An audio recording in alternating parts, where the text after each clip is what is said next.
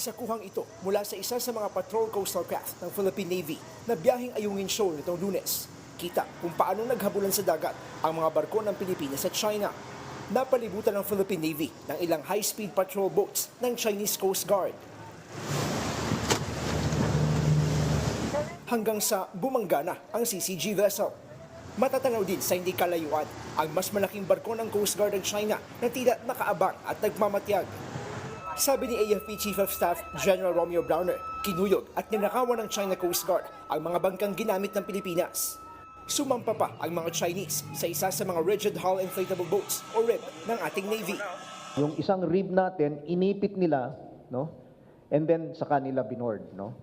But of course, yung tropa natin tried to prevent them. So may mga nakuhang mga barel, no? May mga nakuhang mga iba pang equipment, sinira yung ating mga equipment on board, pati yung motor natin. Hindi bababa sa 7 baril na for delivery sa BRP Sierra Madre ang kinumpiska ng China mula sa mga tropang Pilipino. Hindi raw totoong nagkaagawan dahil hindi naman daw hawak ng mga tropa ang mga baril. The firearms were looted actually, and they were disassembled.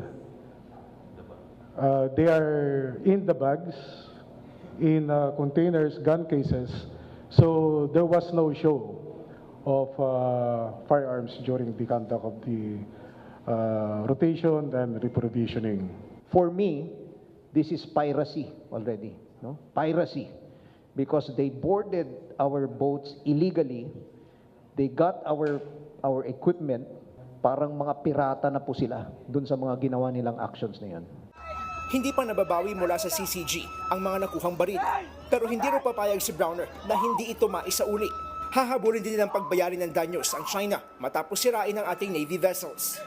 This is the first time na nakitahan po natin yung Chinese Coast Guard na nagdala ng mga bolo, ng mga sibat, ng mga kutsilyo.